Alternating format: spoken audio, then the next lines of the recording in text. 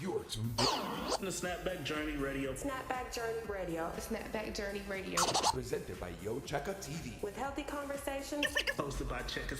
Hey, yo, Checka. I hear and I see that it's the core of like who you are and what you're passionate about too, in your personal life. So gotta give back. I always say, help me to help others. That's the most important thing. Yeah, I love that. And that kind of extends to what I do in my work. I've been doing real estate for over 20 years now. Almost 20 years. Oh my God, that's a long time. In college, I had been writing for People magazine for a number of years. Okay. So I was published in InStyle, Time, and People, Teen People. And so I thought for sure that was going to be my life's direction, was writing. I loved it. And then I'll never forget going to an interview at Time magazine, and they offered me, I think it was $20,000 or $25,000 salary.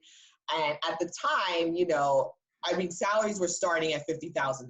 So I knew that was like a huge pay cut. And a developer from Hoboken approached me and said, listen, you're the only person who knows the history of this town from inception, from the past to the present, and you can bring the future buyers and the future community, you can provide them education on where the city's been and where it's going. Mm-hmm. And I started an internship for Hoboken, for the local high school, for Hoboken High School. I love that. I saw that. Students involved because, I think that sometimes you see these big corporations come into small towns and you say, I'd like to do that. How do I get involved? Right. And really the people who have been in the town forever are the reason that you're there. And That's those are right. people that you want to nurture because they may even be a prospective buyer in buying your product, or they may be a salesperson, or they may be a construction worker, right, coming in to develop it. So I think it's about making sure everybody in the community is involved, aware, and supported to be able to have communities grow.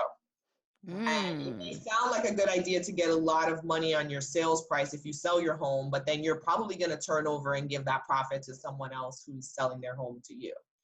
Right. So, and I also think that people, like right now, you can't be looking at the hot places or the suburbs or the homes with a lot of land because that's what everybody wants. You have to kind of look at where are we going next? Yeah. Where are people going to want to be? Where are the towns that maybe haven't had as much popularity, but will get there? Or maybe they have transportation that's changing and infrastructure.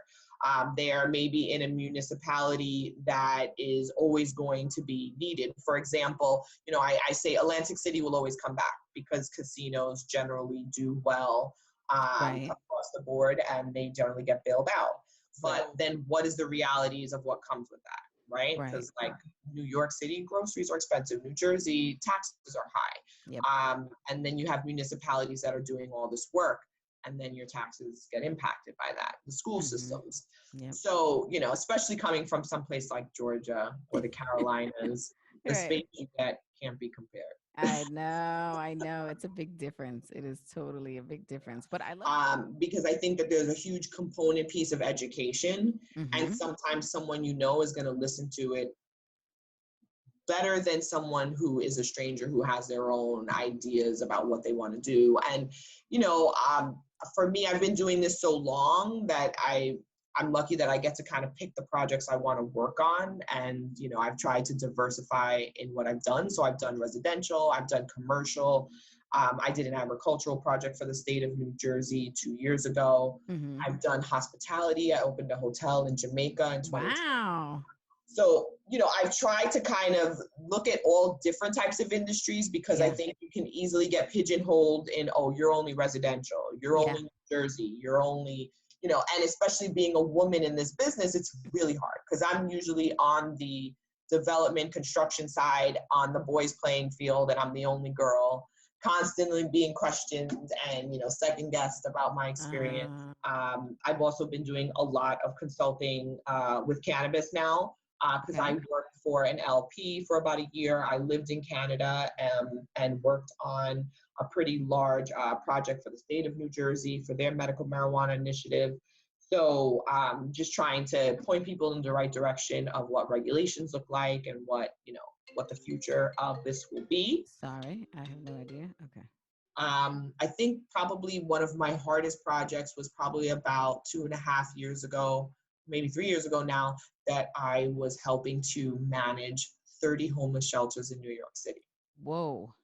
And that was quite trying because, you know, the social worker part of me loves to give back.